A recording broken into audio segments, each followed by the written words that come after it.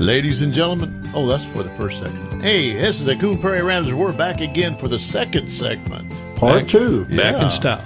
Yeah, KC, Luke, and Mailman. Yep. And we decided we was going to talk about, we just had 9/11 yesterday. Yesterday. By the time you hear it, it's going to be later than that. Yeah. You had it too, about a week ago. A lot to talk about 9/11 because there's some interesting things. 15 years. I cannot believe it. I mean, you turn on Facebook and that's all you saw. That's it. In fact, I'm a little late on putting up the Coon Prairie Rambler videos because I was sitting around the house yesterday and Saturday watching those videos. It was one after another. Very sad, stirring, and infuriating all at the same time. Reenactment of the Flight 93, that was very interesting. I didn't see that. I didn't watch. That bothers me. I didn't watch many of them. I did remember. Mm-hmm. I sat and you reflected on it, and I know that there was other people that went out and had memorial services, and I don't think I have to go to that to actually. I had my own. That's me. I mean, I can. Yeah. I think I can honor them and sitting in the quiet of my own house and reflecting on the things that happened and how I felt. I was tearing up on some of those things. Well, it's like the song says, where were you when the world stopped turning? I was sitting at the computer, the phone rang, and Kathy said, a plane just crashed into the World Trade Center. And it was like, it took me a minute to process that. Yeah, I was thinking, well, how's a plane And you crash? figure it's an accident. Yeah, I said, how does a plane crash? And so I hurried up and went into another room because I didn't have a TV in that room. Went into the other room and turned it on. And about that time, a second plane crashed. I said, this is not. That ain't no coincidence. This is not an accident. Wow. Yeah, it was when you saw the size of that second plane. Yeah. I mean, it was like you're sitting there in shock. I mean, disbelief, like you're watching a movie or something. Yeah, how could this possibly be? Not in America. Yeah. You know, the video of the guys working down on the street just before the first plane hit, then they hear this roar go over them, then they look up and they see it. Can you imagine being that close and seeing it? Can you imagine being inside and closer the building and seeing a plane coming towards you? Oh, yeah.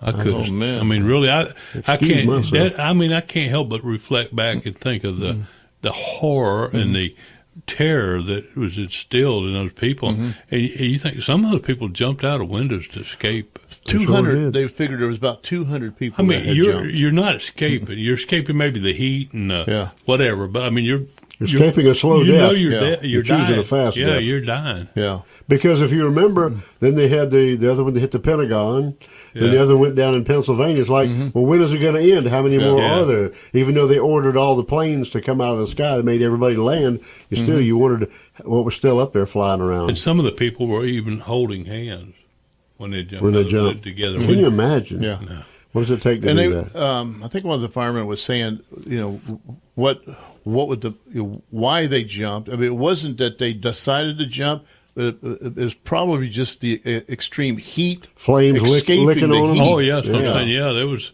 I mean, you were jumping to your sure death. I mean, you couldn't have thought, I'm going to survive this. Yeah. No. I just think that was probably a more merciful way to die. They probably didn't have a whole lot of burn up. Time to really your own fate. Process it. Where was you at, Mel?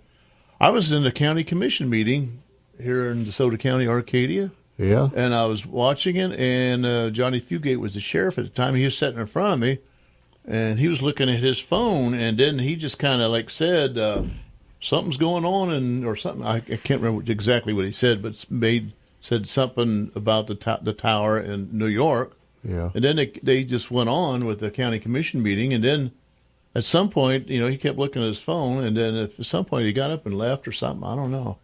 But then after the meeting was over, I left and walked back across the street to my office, right, juvenile justice, and they had a TV out, and that's where we sat. Everybody sat in front of the TV for the rest of the day and watched Peter Jennings talk about that, what was going on, and the fact that, where George Bush, the president, was over in Emma Booker Elementary School in Sarasota. Right. And I knew exactly where he was. I mean, because I was very familiar with that area. Yeah, that's wild. And George is sitting over there, right there. Well, at least he was there. Reading a book to the kids. Yeah, I mean, he was aware that something was going on, and then... he was very good about.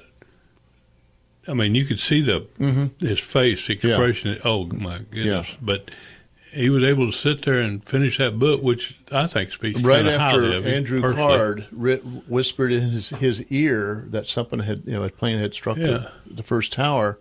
You could see in his eyes that his eyes were a million miles away. He was in the class. He was paying attention to what was going on, but his mind was. That's some serious multitasking. Yeah. Oh boy. Mm-hmm. Had to be hard to do that, to hold it together. And then they got up, they finished the class, and then a reporter came up and, Mr. President, and right in front of everybody, Mr. President, what do you tell us about what you think about exactly? That's what do you how know? The press what do you know? is. What do you know?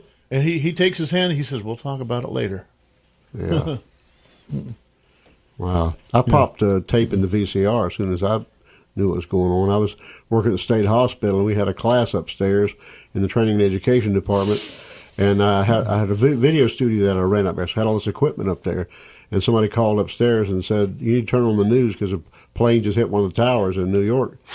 And so I did, and I've got it on the big screen in the classroom where the people were watching. And I popped a VCR tape in and started recording it. And a couple of people had lived in New York at the same time. And they were just sitting there in horror watching it. And then we're watching it, and then it shows the other plane hit while we're sitting there looking at it. And they just broke down.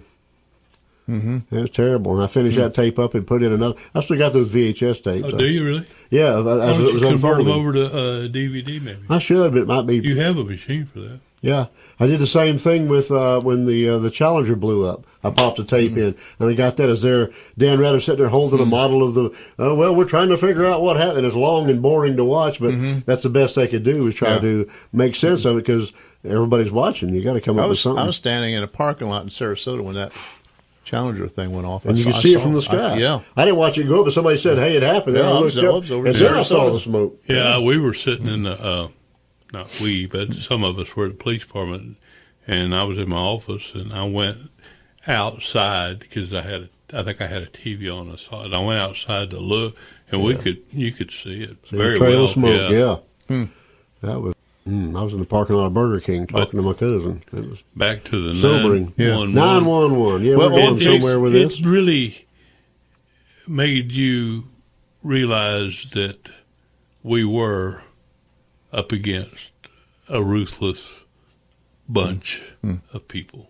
Well, it was personal this time because it was on U.S. soil, even though they attacked Pearl Harbor in 41, but this is closer to home. Even though I didn't have any friends, family, or anybody that I vaguely knew that was involved, that got hurt by it or touched by it, but I still felt a personal affront. I said, that's close to home. I mean, you're messing with my people. We're down south. It was New York City, but still, hit home. We all became one that day. And after that, I never saw so many flags in my life. Yeah. Oh, yeah. Yeah. If you get a chance to look up on YouTube the reenactment of Flight 93, this is a very good. They made a movie about it later on. I think some, people have forgot. Yeah. The way I hear people talk about who we are at war with. They got over it. Yeah, they don't have that same feeling that I have. I know they don't. And they resume their normal lives. But I don't lives. have much sympathy for those people that would harm us in that way. Oh, I got nothing but loathing for them. Well, 15 years ago, 15 years is, I guess. It's flown by. Yeah. And I know the people that were personally affected, I know it had to hit them hard. Memories, plus there was a lot of people that weren't around when that was. 15-year-old kids. Kids today are learning about it in school, yeah, which is beyond me, but that's the way it goes. Because we learned about Pearl Harbor. You could we be a 20-year-old and not have much memory of it. When I was in high school, Vietnam was going on live, so that was unfolding, and now they're studying that in school. Maybe. I don't know. So anyway, Facebook was lit up with a lot of angst and irritation and a lot of. Can you imagine if Facebook comments. would have been live that day? Oh my goodness! They would have had to shut down. It would have got clogged up. Anyhow, we're about to get clogged up here, so we better get on out of here. We're out of time, but we'll be back with segment 3 in our shorts.